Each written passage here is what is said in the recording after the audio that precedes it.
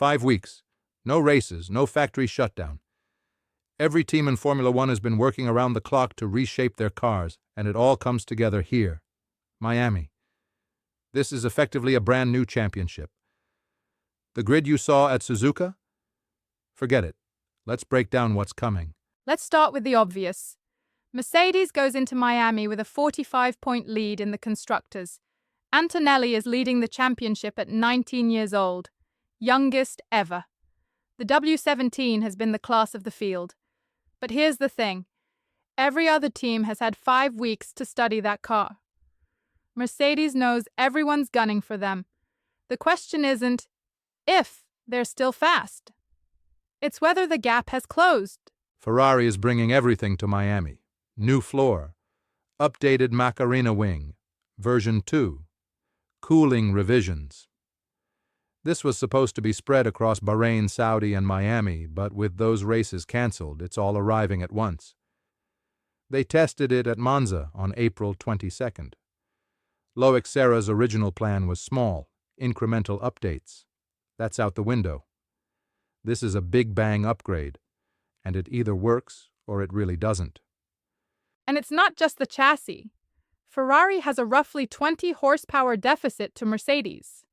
There's a rule called ADUO. It lets underperforming engine suppliers develop outside the normal freeze. The FIA is expected to make that call right after Miami.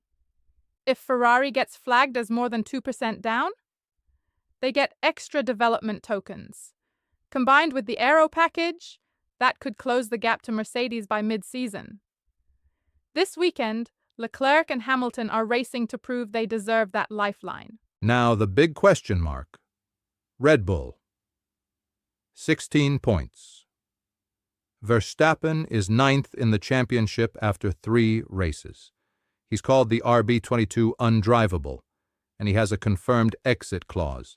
If he's outside the top 2 at the summer break, he can walk from Red Bull for free. He's not even close. And here's what just dropped. Gianpiero Lambiase, his race engineer, his right-hand man for the last 5 years. Lambiase just signed with McLaren. 5 weeks of development. Miami. This is Red Bull's last clear shot before the exit clause becomes a very real conversation. Don't sleep on McLaren. They went from 18 points to 46 in one race at Suzuka. Whatever Norris and Piastri found in Japan, it was real. If they've built on that momentum during the break, they could be the team nobody sees coming. Miami's long straights and heavy braking zones should suit the MCL 40 perfectly. Quick track refresher. Miami is high-speed straights into a tight technical section. The 2026 cars love it. Smaller, lighter, narrower tires. But here's what makes this weekend even more chaotic.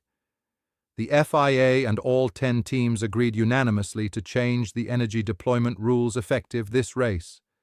The super clipping limit goes from 250 to 350 kilowatts. Harvesting cap in qualifying comes down. Less lift and coast, faster lap times, more wheel-to-wheel racing.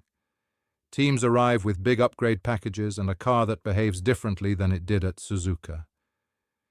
Every setup sheet from winter, basically irrelevant. Our Miami prediction, Mercedes still wins, but it's a genuine fight.